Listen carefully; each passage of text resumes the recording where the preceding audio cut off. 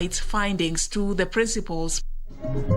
October 2020 in Kisii County, an event that preceded the official launch of the report, which was done at a colorful ceremony held on the 26th of March 2020 at the Bomas of Kenya.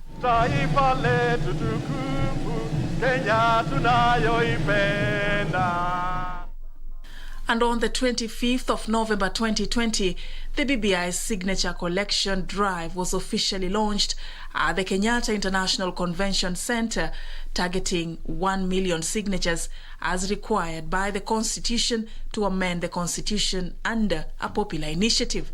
Among its key proposals were the changes in the structure of the executive and legislature, with the creation of a premier and 2 deputies from a majority party in parliament, allowing cabinet secretaries and their deputies to be appointed from among legislators, creating 70 new electoral constituencies, an affirmative action formula seeking to solve the 2/3 gender rule quagmire, and creating an independent judiciary ombudsman.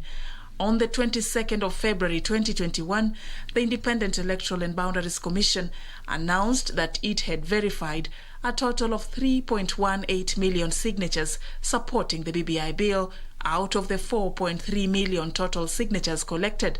This gave the green light for IEBC to submit to the 47 county assemblies the BBI draft bill for approval. The BBI required the approval of at least 24 counties before Kenyans could take a vote to approve or reject it in a referendum. On the 6th of May 2021, the bill sailed through the National Assembly after 235 out of the 320 members who participated in the voting exercise on the second reading of the bill supported it, against 83 who rejected it. On the 12th of May 2020, Senate also overwhelmingly passed the Constitution of Kenya Amendment Bill of 2020 after 51 senators voted in support of the bill, 12 voted against it.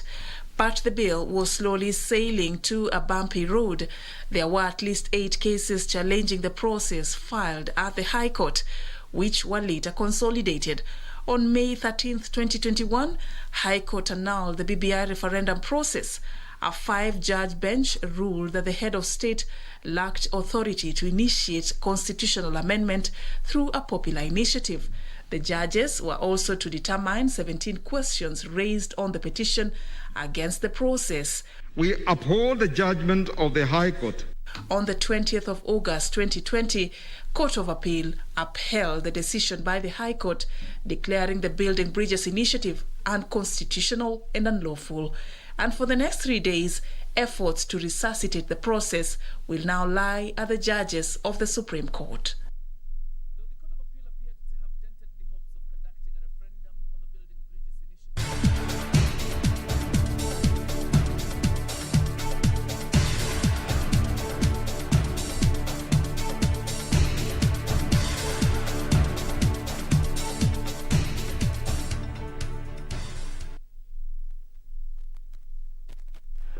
So, breaking the protocol, it's me again.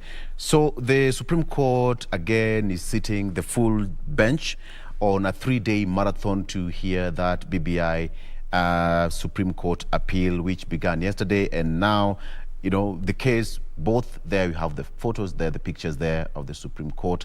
Both the High Court and the Court of Appeal shot down the push to amend the Constitution, that's Amendment Bill of 2021, which they termed null and void. And that is where, in his appeal, the Attorney General, that is Paul Kihara, challenged some key findings in that case of the lower courts that overturned the bid actually to amend the Constitution. So the full bench of the Supreme Court judges, those are the live chairs from the Supreme Court in the ceremonial attire there.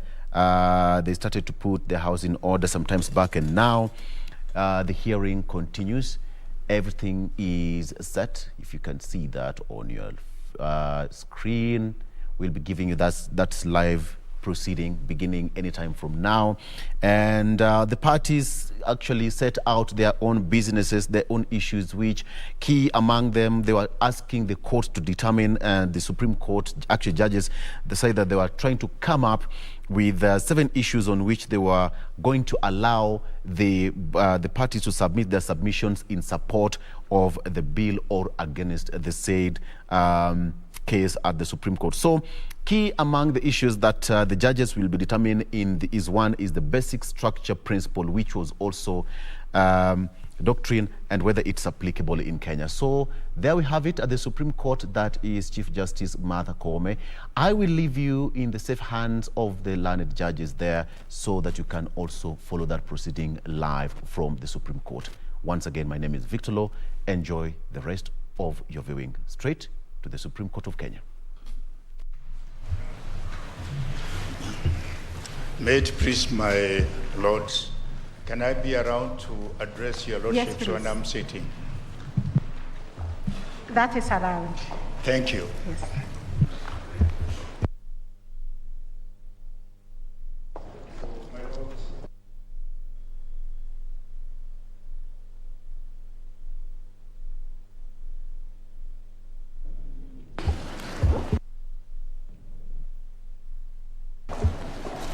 Yes.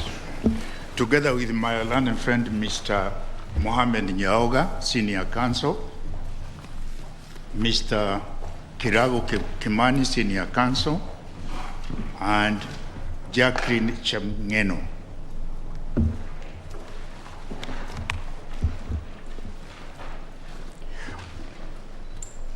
On behalf of the 20th respondent, my lords, we have filed 3 important documents. The first document is the respondent submissions dated and filed on the 22nd of December 2021. The second document is the case digest dated and filed on the 22nd of December 2021. And the last document is the list and the bundle of authorities dated 22nd of December 2021. From the outset, we wish to confirm that the 20th respondent supports the appeal by the Honorable Attorney General and fully adopts the arguments filed and already highlighted in support of the appeal by the counsel for the Attorney General. Your Lordships recall that you identified 7 issues that should be addressed by counsel to you, and out of the 7 issues, we wish to address the court on 2. The first issue we want to address the court on is, can civil proceedings be instituted against a sitting president?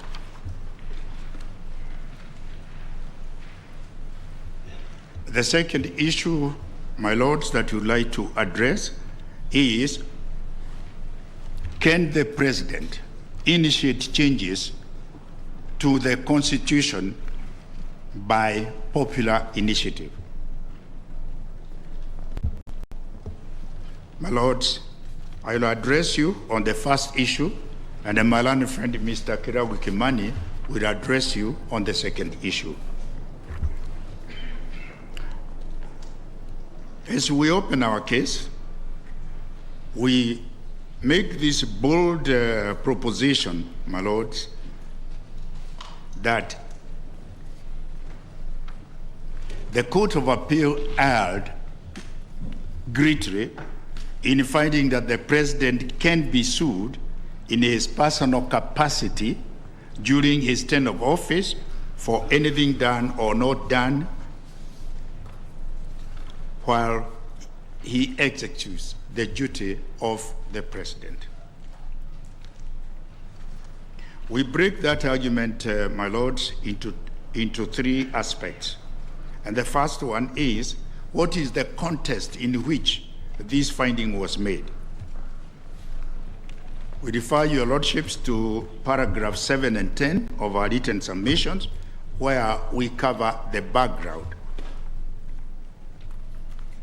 And it is very important to note, my lords, that the Court of Appeal came to this conclusion despite the fact that the president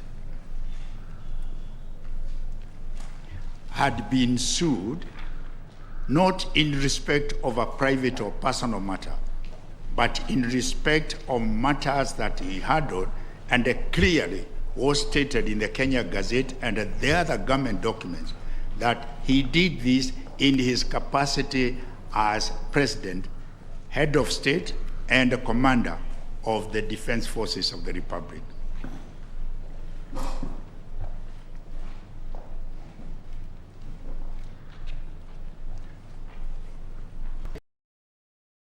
Me now to the presidential immunity.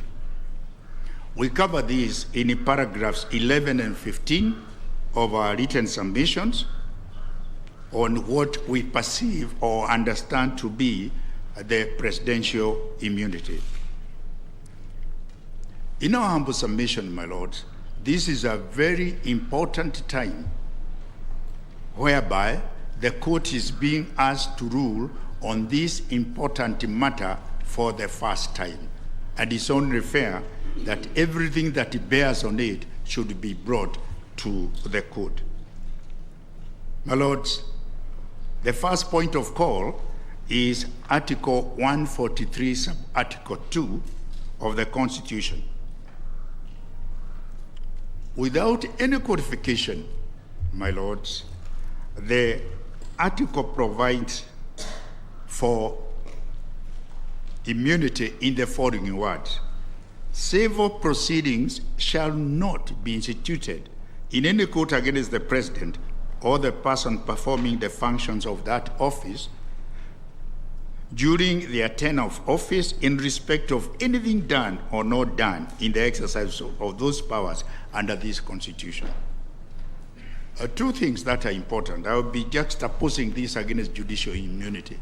It will be noted there is no qualification to the immunity granted by Article 143(2).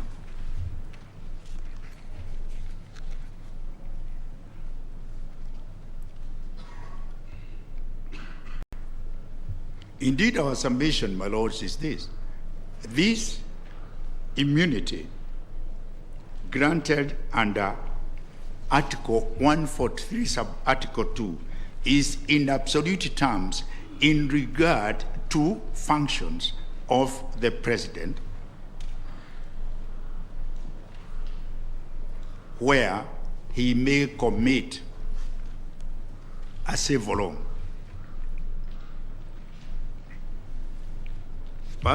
Before we go further, I'd like to pose the question, my lords, what is the rationale for presidential immunity? Presidential immunity is not unique to Kenya. It is a doctrine that has been adopted in many of the presidential systems.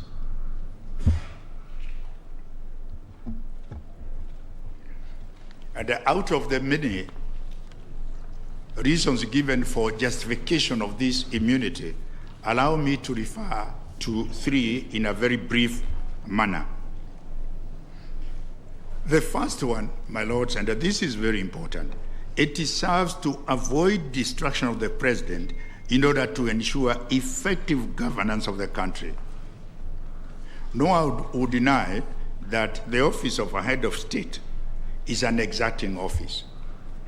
And if it were that it was allowed for every Tom, Dick, and Harry to file suits against the president, it would distract him from performing the more important duties for running the state.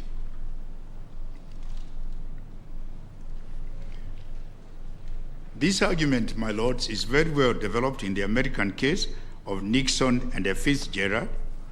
It is found on volume 9 of our,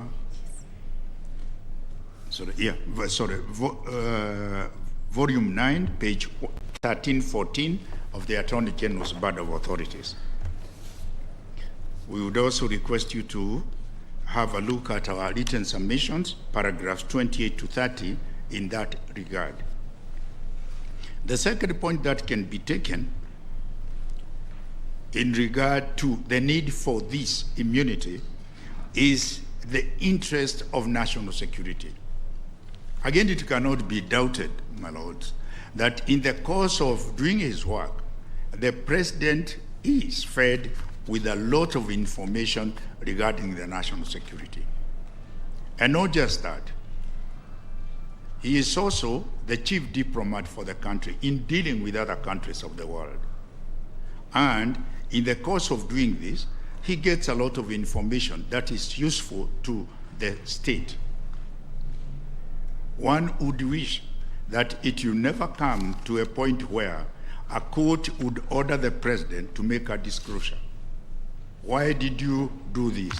What are the reasons that made you make this decision? It would clearly be not in the interest of the state, for the reason that it can injure the interests of the state in a very big way. So one of the justifications for presidential immunity is the preservation of national security. A third one I would like to mention, my lords, is the need to protect the dignity of the office of the president. It cannot again be doubted, but there are three main organs of state under our constitutional setup. And that those institutions require to act in a dignified manner so that the public can have confidence in them. One would not want at any one time to see a president being ordered to come to court and to account for his actions. To come to court at the pain of being put to jail if he doesn't. It would, in our view, be very bad for the three arms of state that are supposed to work together. It would create serious tensions that would not be good for the country.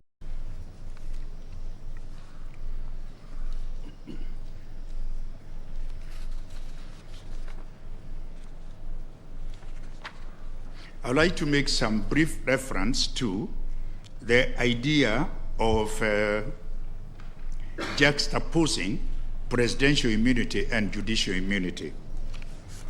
Your lordships have been referred to this case time and again, Bellevue Development Company Limited, against Judges Francis Gekonyo and 7 others. I had the fortune to be involved in the prosecution of this case from the High Court to the Supreme Court.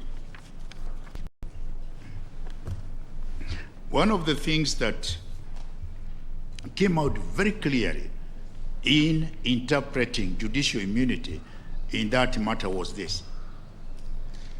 The judicial immunity extends as long as somebody is acting in good faith and you are doing your official work. And when it came to interpretation, if that were to be regarded as a limitation, when it came to interpretation of Article 106, their lordships were very clear that despite those apparent qualifications, this was absolute and there was not going to be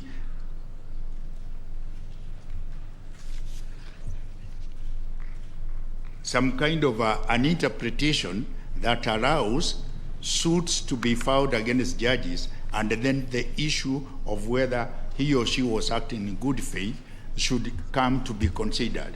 Because by the fact of allowing a suit against a judge, it means already you have subjected him to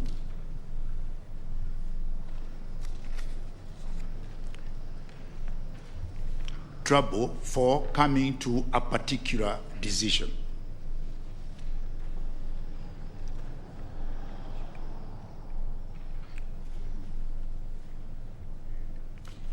And so, my lords, when you retire, I request you to consider, or rather compare, the provisions of Article 106 in regard to judicial immunity and Article 143. When you do that, my lords, you'll find that in Article 143, there is no codification at all in regard to the immunity of the president, unlike in the case of judicial immunity, where one can read some apparent codification when we talk about acting in good faith. So my view and our submission is this, that indeed the court was wrong to put a codification on the words of Article 143, which is totally unwarranted, because this immunity, in our humble submission, is a functional necessity. Without this immunity, the president cannot operate in the manner that he is expected as head of state and head of government.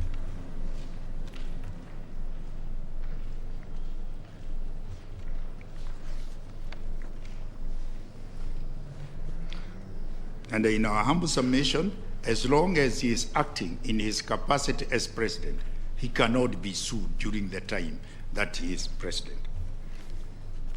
But then the question arises, is it that we have created a monster under these provisions of the Constitution? Far from that, my lords, there are provisions for questioning the decisions of the president that affect a particular citizen of our republic. I would like to refer to one or two matters here. The first one, my lords, is this. You can always sue the Attorney General through judicial review procedure for actions done by the president in the name of the government. So it does not mean that a citizen who has a complaint, a grievance against the president cannot have his grievance attended to the present law. Number two, even if you cannot file a suit against the president during the time that he is the president, there is clear provision in Article 143 that your course of action is sustained and you can file that course of action against the president when he retires.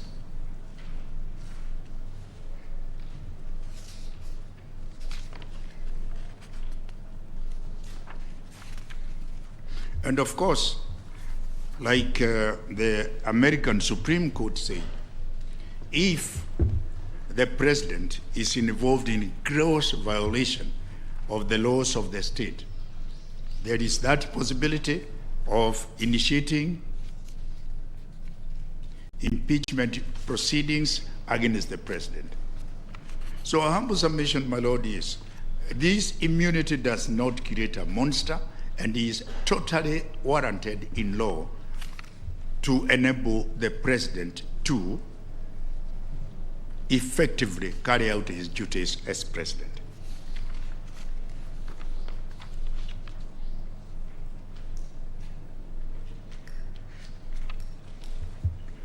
And again,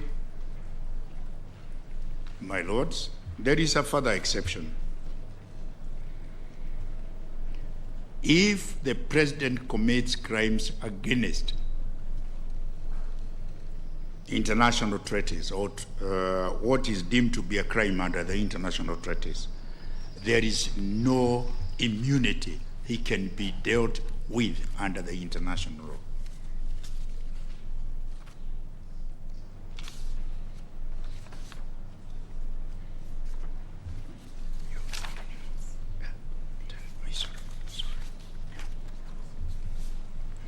So, my lords, taking into account the practice in the other jurisdictions, which we have incorporated in a summary manner in our written submissions, and taking into account the clear words of Article 143, it is our humble submission, my lords, that the Court of Appeal erred in holding, contrary to the express meaning of those words, that a president can be sued in his private capacity for omissions or acts of commission committed by him during his reign as president.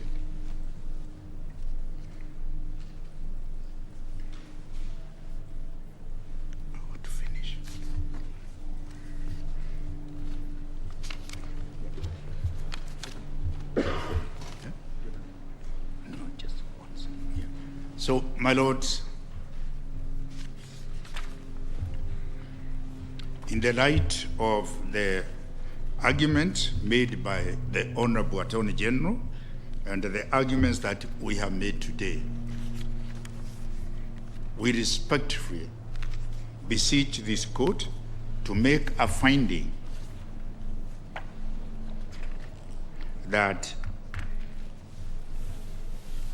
contrary to what the Court of Appeal did find, the President of the Republic of Kenya, or the person performing the functions of that office, enjoys absolute immunity from civil proceedings during his term of office in respect of anything done or omitted to be done in the exercise of the powers under the Constitution. He cannot be sued in a civil court at all. Number two, the other prayer that we seek today is that civil proceedings cannot be instituted in court against the president or the person performing the functions of that office during their term of office in respect of anything done or not done by them in their capacity as president. My lords, in regard to that issue, I would like to rest our argument at that point, unless your lordship want me to. Yes, correct this. Yeah. I just want to correct a reference, a wrong reference I've made. I have made a reference to Article 106 in regard to judicial immunity. In effect, it is Article 160.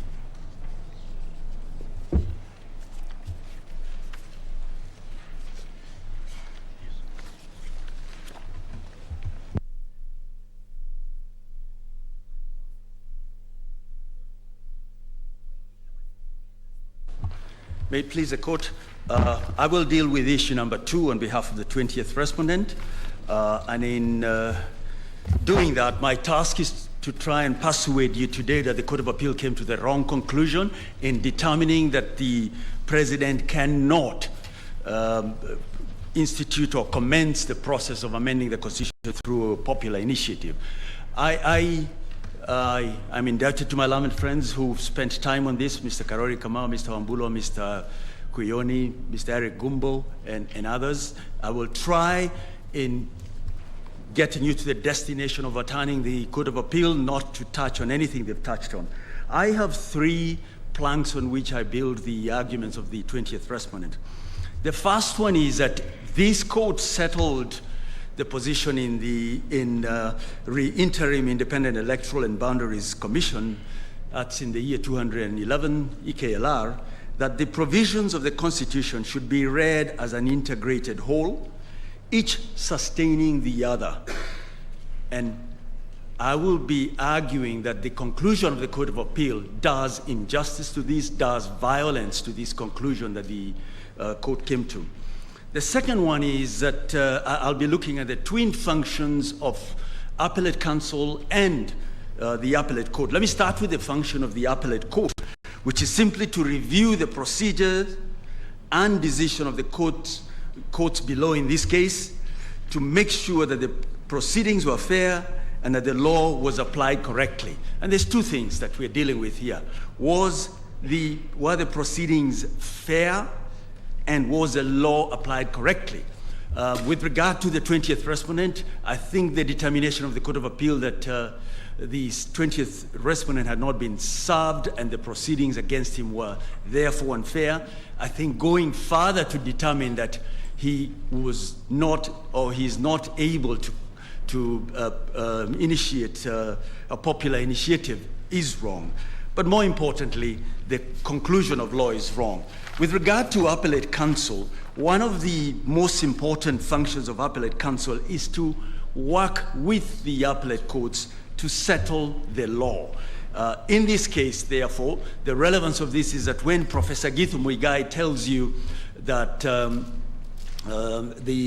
Court of Appeal was wrong in determining that absent all the commissioners or absent a minimum of 5 commissioners, the IEBC could not conduct or could not run with the process of verifying the signatures or indeed conduct a referendum.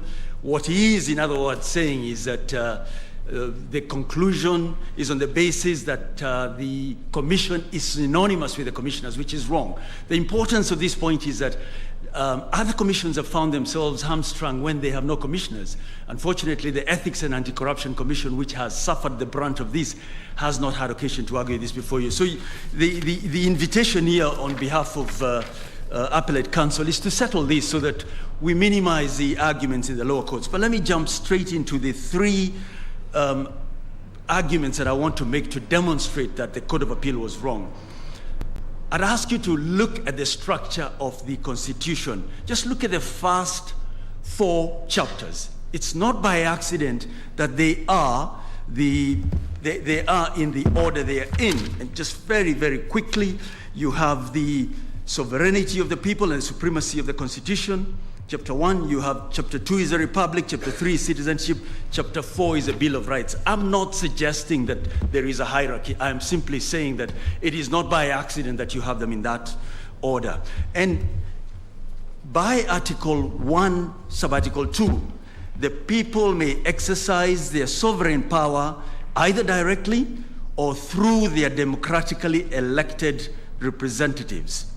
Now, the fallacy of the conclusion of the Court of Appeal, and I say this with tremendous respect to the court, is that what they have determined in saying the president cannot initiate an amendment to the Constitution through the popular initiative is that the people can delegate sovereign powers to those they elect, including the president. But the ones they donate the power to have no business initiating changes through a popular initiative. These are inconsistent in my humble view. You can't say the people can donate the sovereign power, but those they donate to cannot run with it the whole way. In other words, they can only do certain things. If it was intended by the people to have certain qualifications, this would have been built into the Constitution. The second point I want to make is I would like to invite you, when you retire, to look at Article 19. Now, the conclusion of the Court of Appeal that the president cannot commence the changes to a constitution through a political initiative cannot be reached without amending this constitution. And why do I say that? Let's start with Article 19, Sub-Article 1. The Bill of Rights is an integral part of Kenya's democratic state and is a framework for social, economic, and cultural policies. Sub-Article 2, the purpose of recognizing and protecting human rights and fundamental freedoms is to preserve the dignity of individuals. You cannot reach the conclusion the Court of Appeal reached without adding these words here after the dignity of individuals. excluding the head of state, the deputy president, governors, and other elected people. That is what they say, in effect. Let's look at sub-article 3, and I will not dwell on this because Mr. Karori Kamau spent some time on these. The rights and fundamental freedoms in the Bill of Rights belong to each individual. Again, you have to read in the words, excluding the president, the deputy president, governors, and all other elected persons. That's what the Court of Appeal is in effect saying. Let's look at what the Article 20 then tells us. Sub-article 2, every person shall enjoy the rights and fundamental freedoms in the Bill of Rights to the greatest extent. Again, the conclusion of the Court of Appeal could only be reached by inserting words after every person, excluding the president, the deputy president, elected leaders. But there's another point to be made here. You note that here the word is every person. If you go to Article 260, person includes artificial persons, it includes associations. What the Court of Appeal has said is that while even companies have the right to enjoy this right, the president does not have. Why? Because he vied and was elected. With respect, that is stripping of his rights. With respect, that conclusion is wrong. For these reasons, and those advanced by my learned friend, Mr. Waweru Gatonye, we'd urge you to set aside the order of the Court of Appeal. One last thing, with regard to Mr. Murara Omoke's appeal, because he's the appellant, we will not, for good order's sake, I think, be addressing you. It's that he did not challenge the conclusion of the Court of Appeal that no service was effected on the president, the 20th respondent, and therefore the proceedings against him were set aside in their entirety. Without having challenged that conclusion, my learned friend of the appellant cannot ask for costs. Costs follow the event. The only person who can ask for costs is the 20th respondent because he was not served. Those are my submissions. I'm much obliged.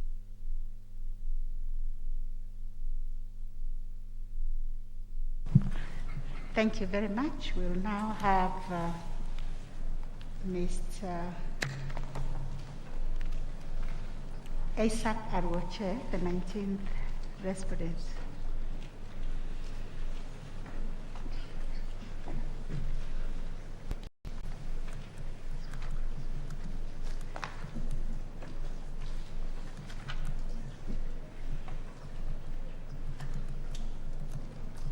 Good morning, Your Lordships. Good morning. First clarification, I seem to have been allotted 30 minutes, yet your directions are suggested that I have 1 hour. Can that be clarified before I proceed? Clarification, you are responding. Your directions initially was that I had 45 minutes, and yesterday you made the directions that everybody has an additional 15 minutes, and therefore I should be having 1 hour as opposed to 30 minutes. 1 hour. Okay. Yes, that's correct. Thank you. So hopefully the timer controller will adjust that to help to guide us.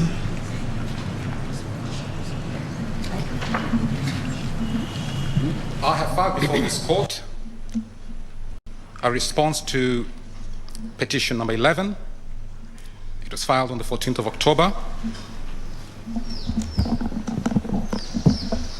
I've also filed a response to the petition of appeal in number 12, dated 11th of October, filed on the 14th. And I've also have my submissions that are filed on the 9th of December. I have not filed any digest, list of authorities and the like, and there is a reason for that. And it has to do with the role of the court. This court is not bound by the decisions of any court anywhere in this world, not even by your own decisions. I have learned this the hard way on at least 2 visits before this court, First time was, I think, in the year 2013, whereby I relied on your advisory on the gender representation issue. And as part of that advisory, you were touching on the matter of when can a matter involving presidential elections and nominations be brought before this court.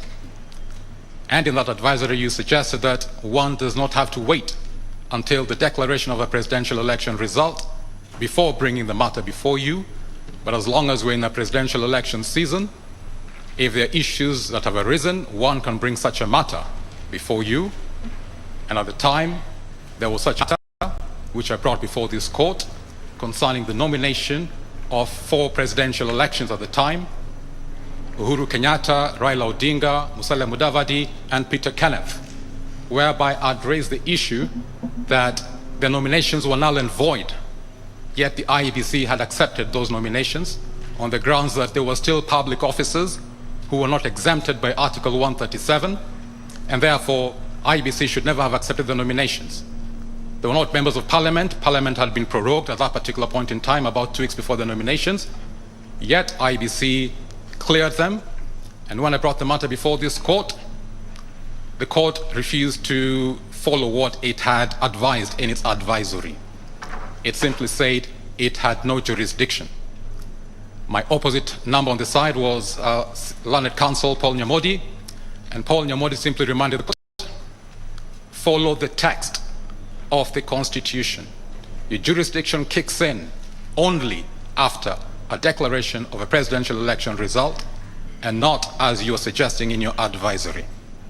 And so you threw out your advisory and simply resorted to the to the text of the Constitution. That was the first time.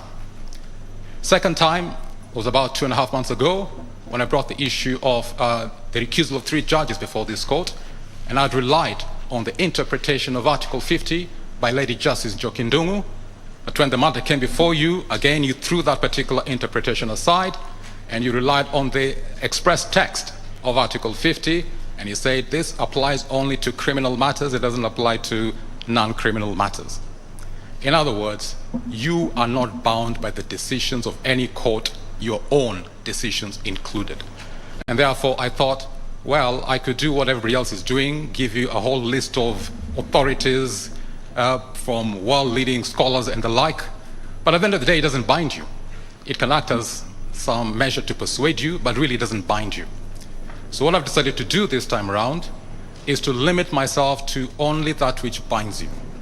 The Constitution. Articles 1, 2, 3 basically talk about the binding effect, the supremacy of this Constitution, the binding on everybody. And since that is all that binds you and any other law under the Constitution, that is all I'm going to stick to in my submissions today. Such that whatever I speak should be what is binding to you, and anything else not binding to you is entirely at your discretion. You can accept it or reject it, depending on your view at the time. The first issue I deal with, as you laid out, concerns the basic structure doctrine. I'm basically saying this doctrine does not apply to Kenya. My reason for saying so is different from the reasons that have been advanced before this court.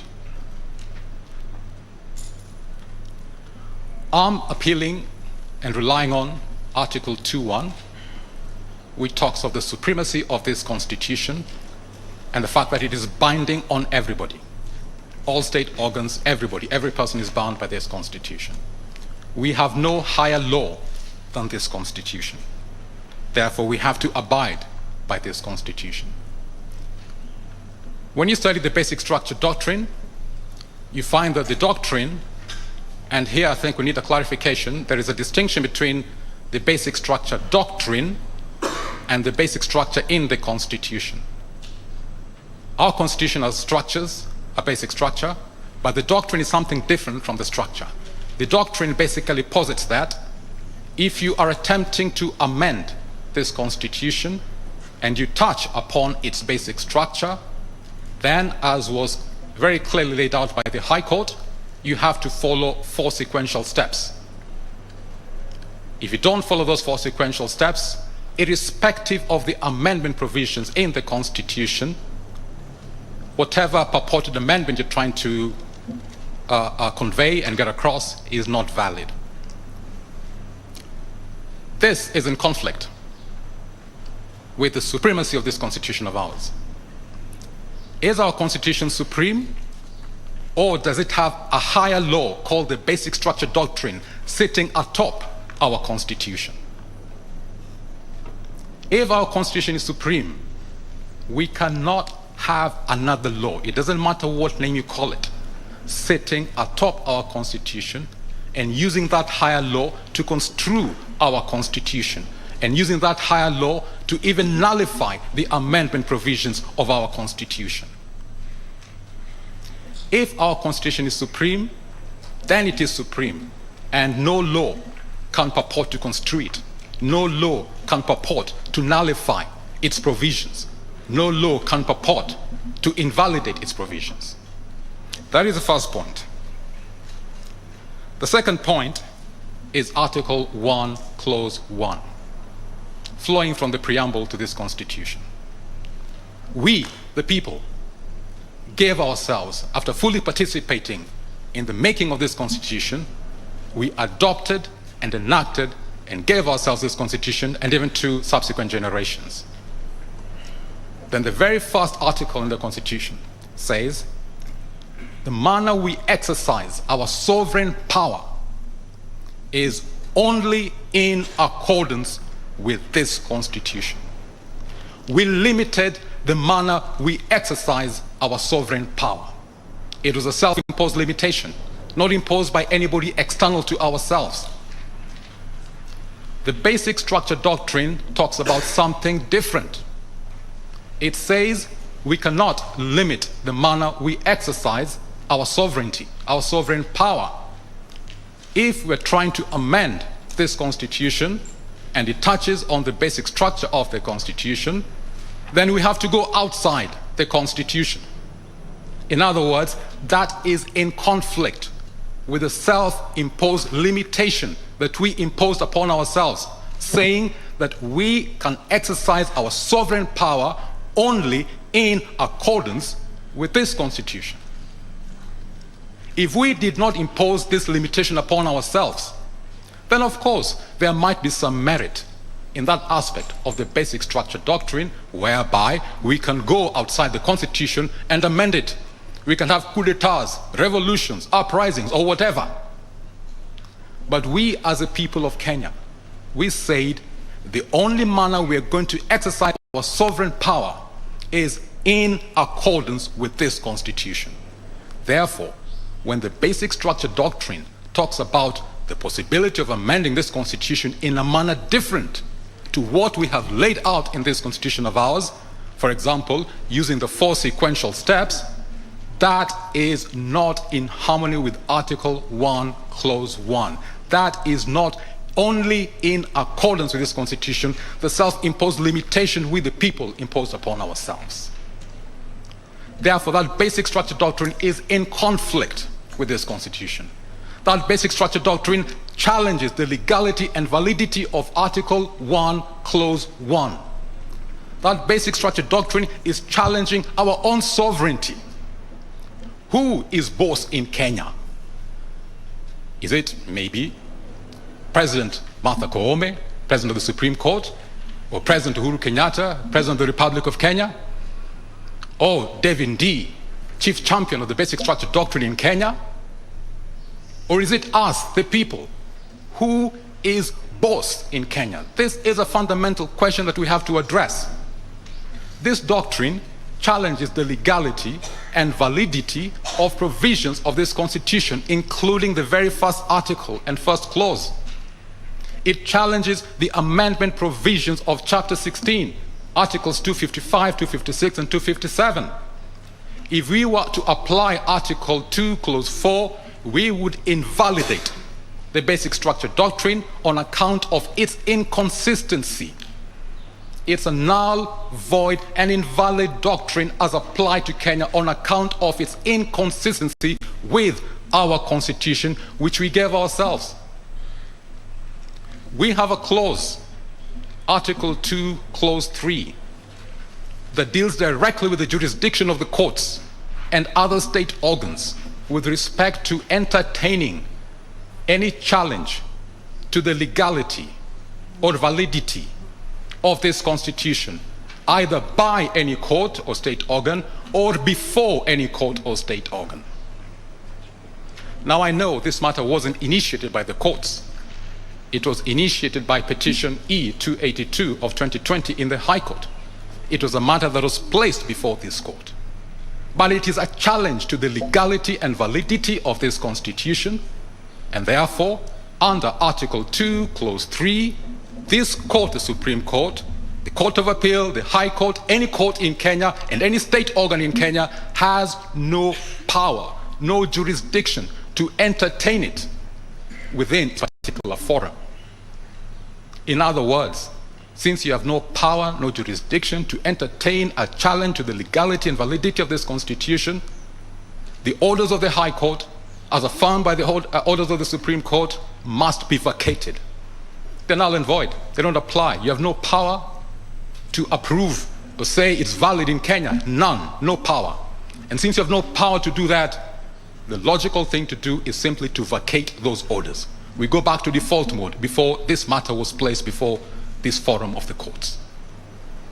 So that is a fundamental and critical matter, and that is the reason why I have not bothered addressing a lot of the very erudite articles, very erudite submissions by highly learned and reputable scholars who are friends of the court, whether in the High Court, Court of Appeal, and even in the Supreme Court. We simply don't have the power to entertain this doctrine in this court, in this country.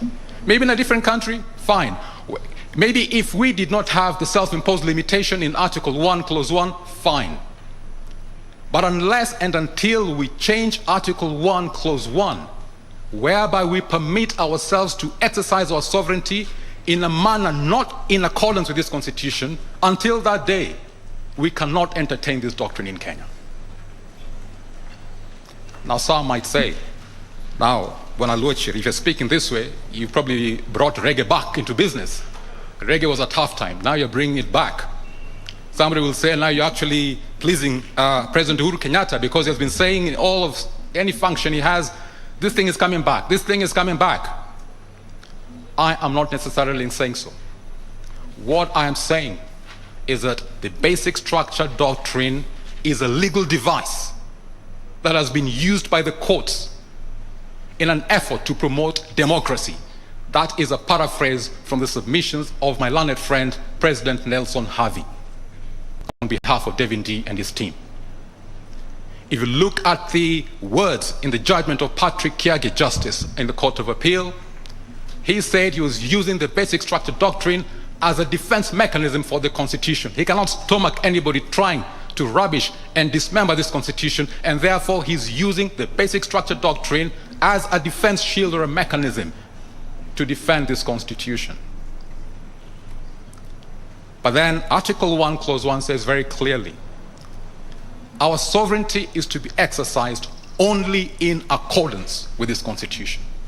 We delegated our judicial authority to you, the judges, which means your authority as judges is limited to our sovereign authority. And since we have limited the manner we exercise our sovereignty to only in accordance with this Constitution, you cannot go beyond that. You cannot use extra constitutional measures, even in an effort to defend this Constitution of ours. You are confined only to using legally and constitutionally permitted defense mechanisms and not go beyond what is permitted. If I'm to use a football analogy, you have attackers and you have defenders. If you're trying to defend your team from having a goal scored against it, you can defend by a fair tackle, tackling the ball. Or you can defend by an unfair, illegal tackle, tackling the player. If you tackle the player, you'll be penalized for committing a foul that is against the rules of football. That is basically what I'm saying over here. The basic structure doctrine in Kenya is not allowed by our Constitution. Yes, it can be used as a defense mechanism elsewhere in the world, but it is not permitted by our rules. Therefore, it is not open to us to use it in the defense of the Constitution. We have to use other different mechanisms that are allowed in our Constitution in defending our Constitution. I think by that particular point, I'll leave the matter there. I'm not going to delve into any other detail because we don't have the authority to deal with it. It's simply for vacation. Now, what about defending the Constitution otherwise? We have other mechanisms. For example, Article 2, Clause 2. This article states basically that no person may claim or exercise state authority except as authorized under the Constitution. You have a lot of arguments being submitted over here. The president has authority to initiate the constitutional change process and all that. As an individual, no problem. He has his political rights. After all, he stood in the last general elections as a president defending his presidency or seeking another term in his presidency. He was exercising his political rights. He is not denied his political rights simply because he's president of the Republic of Kenya. And therefore, I will not attempt to deny him his political rights in other spheres outside elections. Since it is open to any citizen to initiate, as a citizen, a proposal by way of a popular initiative to amend the Constitution, he can, as a citizen. What Article 2, Clause 2 prohibits is any person exercising state authority except as authorized under the Constitution. The Constitution has nowhere authorized a president to initiate and use state authority in initiating a constitutional change process. We had the BBI. We've just been referred to Kenya Gazette notices signed by the President of the Republic of Kenya and Chief of the Kenya Defense Forces. He was exercising state authority, doing what the functions of his office does not permit him to do. He was violating Article 2, Clause 2. This is the one article the AG and others of the similar persuasion have shied away from. They should quote Article 2, Clause 2.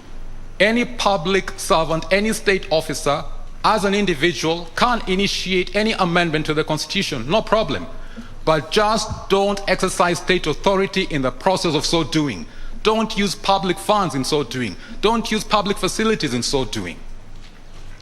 When the president seeks re-election as president, if he's doing it properly, he doesn't use state funds. He uses his own money or his political party's money and things like that. He doesn't go to the National Treasury, come on, give me this budget to mount my re-election. No. He fights for that as an individual. Likewise in this particular case. So Article 2, Clause 2 prohibits the usage of state machinery in purporting to change the Constitution. So any state officer, any public officer wants to change it, go ahead as an individual, just like the rest of us, but just don't use state resources or state machinery in so doing.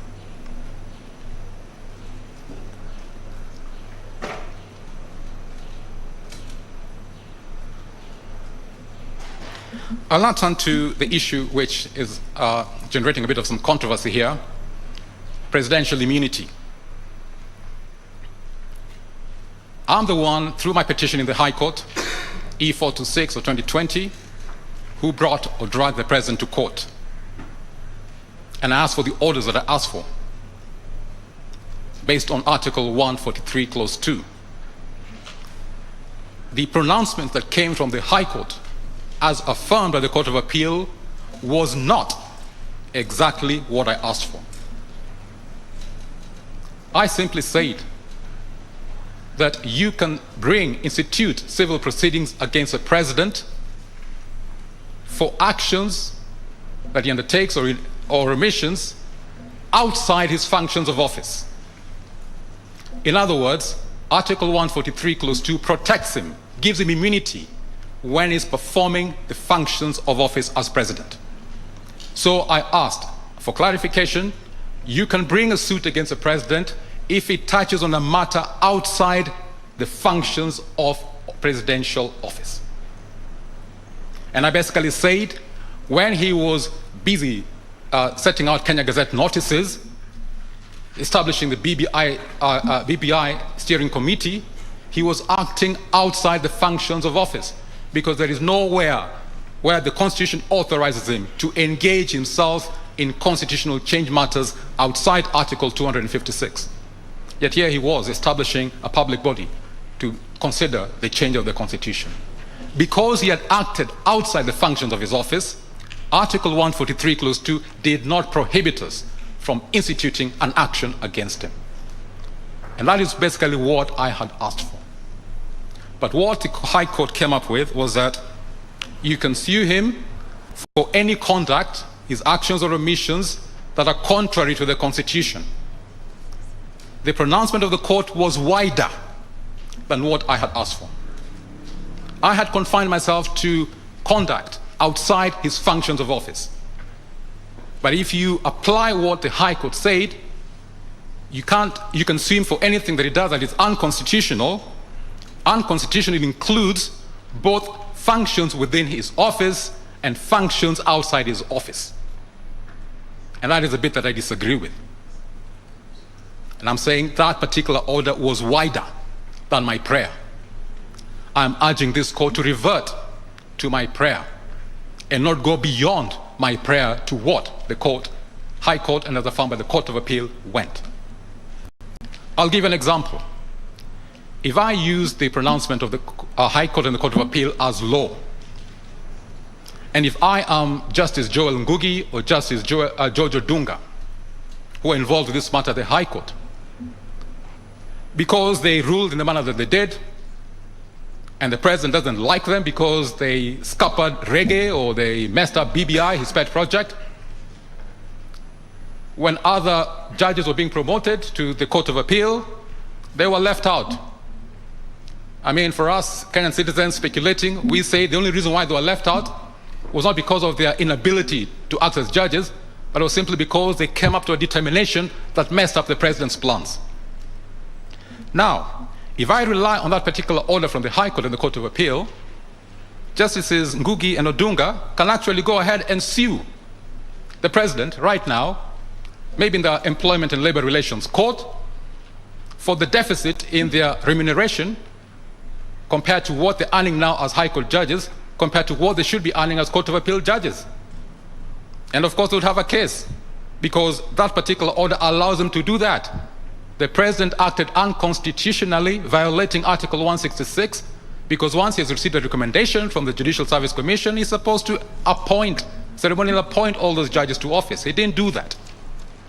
But I'm saying, no, Justices Ngugi and Odunga cannot sue the president, even in such circumstances, because appointment of judges is a function of presidential office.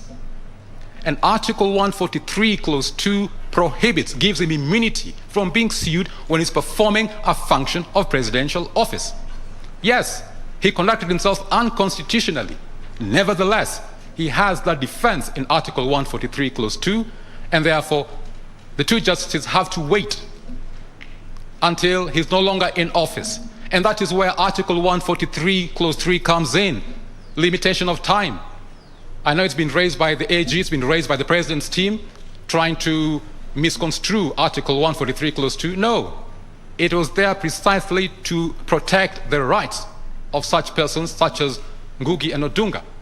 If they decide once Uhuru is no longer in office that they want to sue him, they can, but they have to wait. They can't do it now. And that is why Article 143, Clause 3 is there. That same Article 143, Clause 3 can also apply to minor traffic offenses. For example, if you look at Section 50 of the Traffic Act, if somebody has committed a traffic offense, the person intending to prosecute you has to inform you within a particular defined period, 14 days or so, or send you a notice to your last postal address and things like that. Now, we know every once in a while we see President Uhuru driving vehicles and everything else. He could commit a minor traffic offense just like anybody else. But because that particular criminal offense or traffic offense, as the case may be, does not fall under Article 143, Clause 4, one covered by an international treaty, you can't sue him.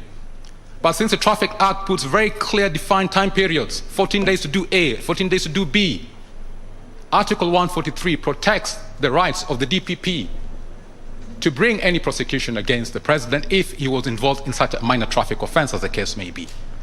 So Article 143, Clause 3 is not superfluous as suggested by the AG. The president does not have absolute immunity. He has limited immunity with respect to civil proceedings. Also, we need to get some clarification here. Article 143, Clause 2 gives him immunity against civil proceedings being instituted against him. It doesn't talk about immunity against constitutional proceedings. It doesn't talk about immunity against electoral proceedings. After all, we have presidential election petitions. The president is sued. He was sued by Raila Odinga in the last presidential election petition. And that was valid, and it was admitted before the court, and the matter was dealt with. In other words, we are only talking about civil matters. Constitutional matters can be brought against the president. Electoral matters can be brought against the president in his own name. So when we hear the president's team trying to argue for blanket, absolute immunity on grounds outside the Constitution, you must not allow yourself to be misled on that particular path they're trying to lead us.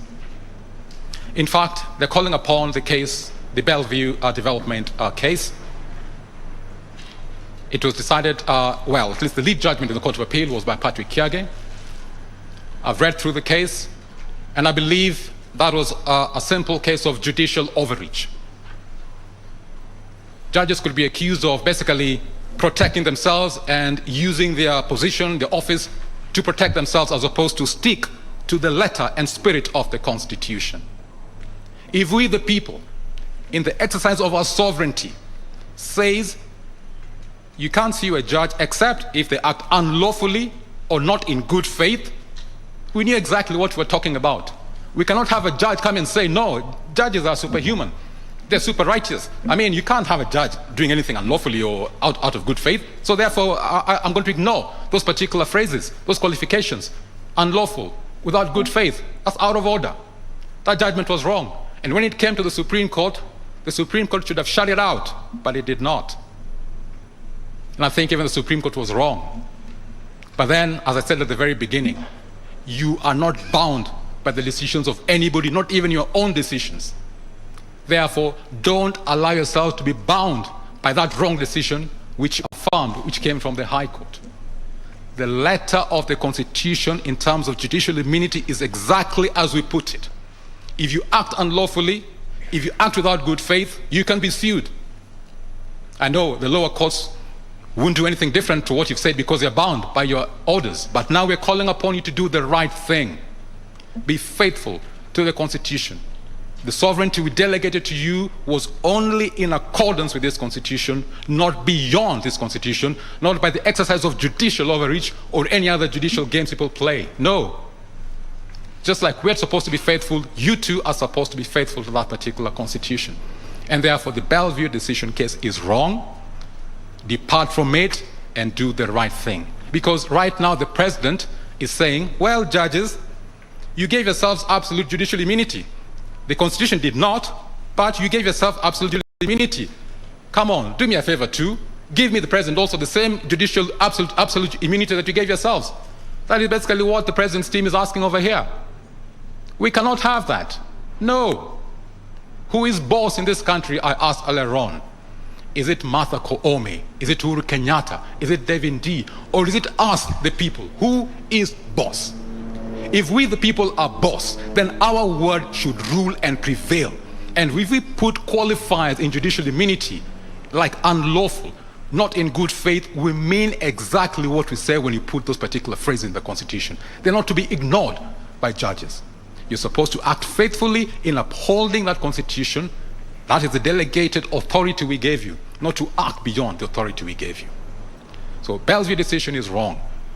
Uhuru Kenyatta as president cannot rely on that in an effort to get himself absolute immunity. He does not have absolute immunity. Section 3 of the Supreme Court Act talks about this court using history in an effort to get to the text and context of matters and all that.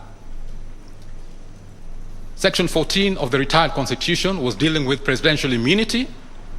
You can compare that with Article 143 of the current Constitution, and you'll find that on the criminal side, we reduced the immunity of the president because we inserted Article 143, Clause 4, whereby we allowed him to be sued in criminal matters if the matter touches on an international treaty which allows him to be proceeded against. So we reduced his immunity. Very consciously we did that. When it comes to Article 143, Clause 2, dealing with civil proceedings, in the retired Constitution, you could not institute or continue any civil proceedings against a president, then he had absolute immunity against civil proceedings. But under the current constitution, you're only prohibited from instituting, which means if he had a pre-existing civil matter before he became president, that continues, which means, again, we reduced his immunity in the current constitution. So we, the people, reduced his immunity. The president's team is asking us, asking you as a court, basically to enhance it and give him absolute immunity. We cannot have immunity for impunity. No. We want a president who lawfully abides by this Katiba of ours, lawfully abides by our national legislation. We cannot have him doing anything he feels like president, as asked by the second prayer of the president's team. The first prayer is faithful to Article 143, Clause 2. But the second prayer says he wants immunity for anything he does as president. If you grant him immunity for anything he does as president, then he'll be immune from any action such as what he did in this BBI case. He exercised state authority in pushing the BBI case, yet he had no authority under the Constitution to appoint the BBI steering committee to engage himself in constitutional change conduct. That is not allowable. He wants to be given more than we, the people, gave him. And you, as the Supreme Court, in being faithful to only in accordance with this Constitution, cannot. In fact, you have no power to enhance his immunity. I know they've given us very wonderful reasons, dignity, confidentiality of state matters, etc., etc., etc. Yes. But let us look at the record. How many cases in the last 11 or so years since the Katiba has been in place, 12 years almost, have been brought against a president on civil matters? On civil matters. Forget about electoral matters. Forget about constitutional matters. Civil matters. Frankly speaking, I'll be very hard-pressed to find any. Kenyans are not litigious against the office of the president. No. We respect that particular office. Even if you take my case in 2013, that was before Justice Lenaola, it was on a constitutional matter. It was not on a civil matter. I was not seeking any money from them. No. So let us be faithful to this constitution of ours. The president's team, they want to be granted immunity for impunity. We say no. We are a lawful, law-abiding nation. The rule of law is one of the principles of national governance that we have in Article 10. We have to uphold that. Everybody has to abide by the law in this country. Whether you're president, whether you're a judge, whether you're a private citizen, all of us have to abide by the law in this country. Under Article 27, which the president's team relied on, all of us are equal before the law, even if you're president. We do not have two tiers of citizenship, two tiers of persons. We are all equal before the law, and all of us must abide by this law.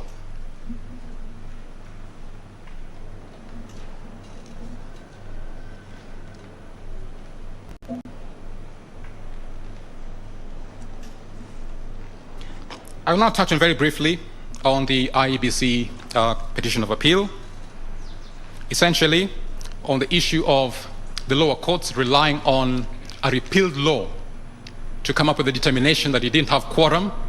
I agree with the submissions of the IEBC on that particular point. Lawmaking is a preserve of parliament. They make legislation. These were matters of legislation. When parliament repealed the provision of requiring a quorum to be 5 people, and then subsequently the court ruled as unconstitutional the replaced law, the previous law had already been repealed. It was no longer in existence. Unless Parliament revives it, it remains repealed. And on that basis, we cannot use a repealed law as a basis of declaring IEBC to have been without quorum. IEBC actually acted with quorum as per the Constitution. It had 3 commissioners. And on that particular score, I will not fault the IEBC. If I want to fault anybody, I will fault the people who are responsible for setting up the committee responsible for putting in place the commissioners to be replaced, which is a parliamentary function. And maybe the president who's supposed to write and inform the parliament. In other words, if any blame should go anywhere, it should go to the appointing authorities, not to the victim commission. IEBC was here just a victim of circumstance, not of its own making. And the ones who were supposed to remedy the situation did not remedy the situation. They were not brought before this court on that particular issue, so I think we can just leave the matter to rest there.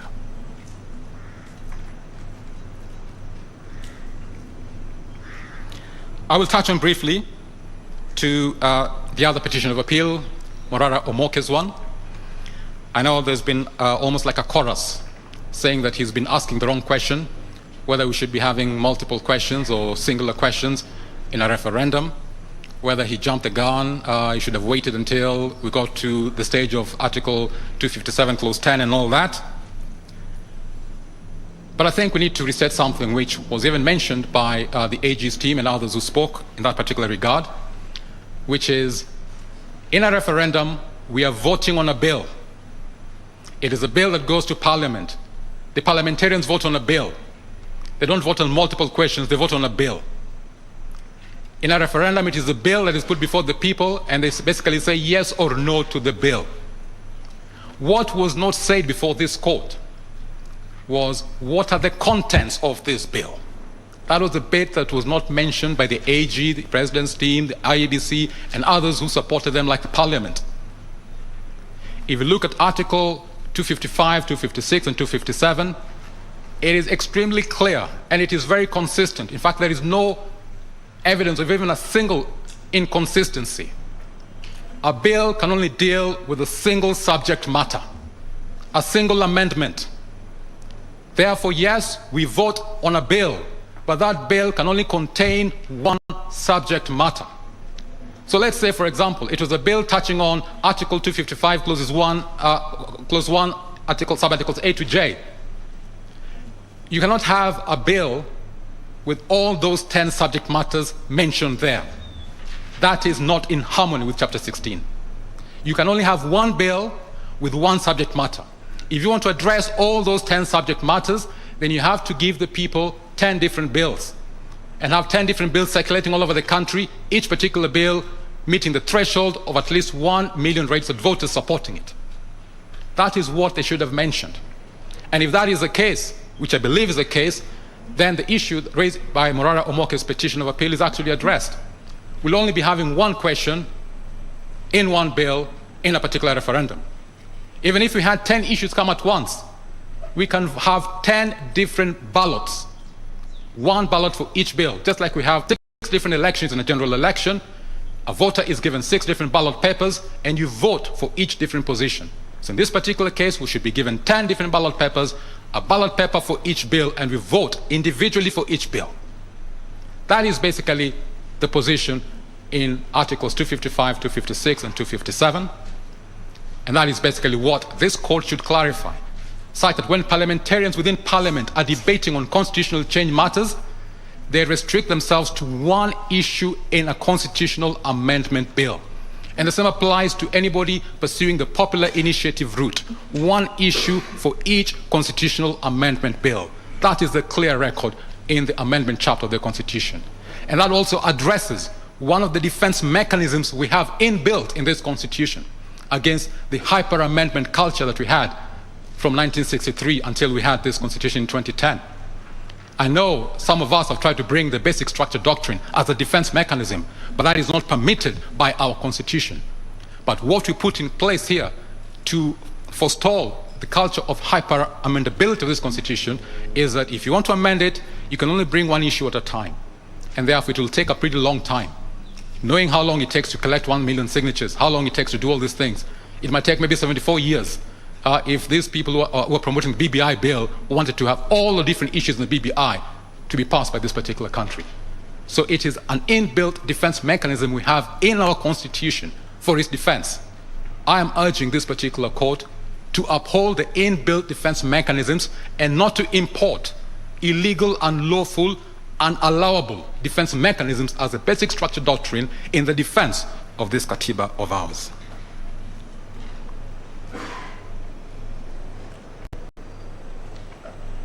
So basically, I'm going to wrap up, and whatever time that I don't use, I am going to very willingly and gladly donate all of that time to Morara Omoke, because other parties have donated the time to the AG and the IBC. I think let's give the other petition of appeal also some fair time. So any time that I don't use, I'm going to donate that to Morara Omoke and his team. But essentially, I began by asking the question, who is boss in Kenya? Is it Martha Koome, the President of the Supreme Court of Kenya? Is it Uhuru Kenyatta, the President of the Republic of Kenya? Is it David Ndii, the champion of the basic structure doctrine as represented by President Nelson Harvey? Or is it us, the people? In this constitution of ours, we the people are the sovereigns. We are boss. We have limited the exercise of our sovereignty to only in accordance with this constitution, and so we must be faithful to this constitution. Any constituted power, be it the executive, legislature, judiciary, independent commissions, must conduct their affairs to only in accordance with this constitution, because that is the sovereign power that we've delegated to them. We have reserved to ourselves exercising our sovereign power in a manner different to this constitution, but only when we change Article 1, Clause 1. For now, while Article 1, Clause 1 remains in our laws, we have not allowed ourselves and anybody we have delegated our sovereign power to do anything different from only in accordance with this constitution. I think with those particular remarks, I rest my case, and I hope when you retire to your judgment, you do the right thing. Thank you. Thank you for ending on the happy note that Martha Koome is not the boss. We the people, the sovereign people are the boss.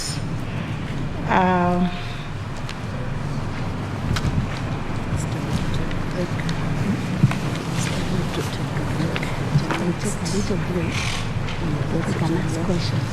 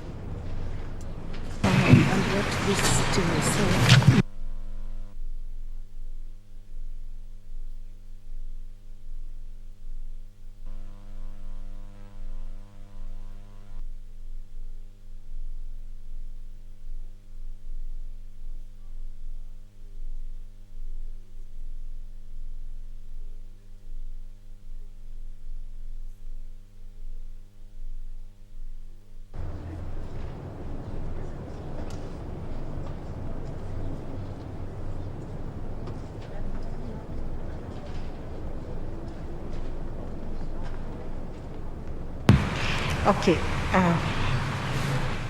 it's almost 10:20. We had intended to break at 10:30, but we still think we can take a health break now.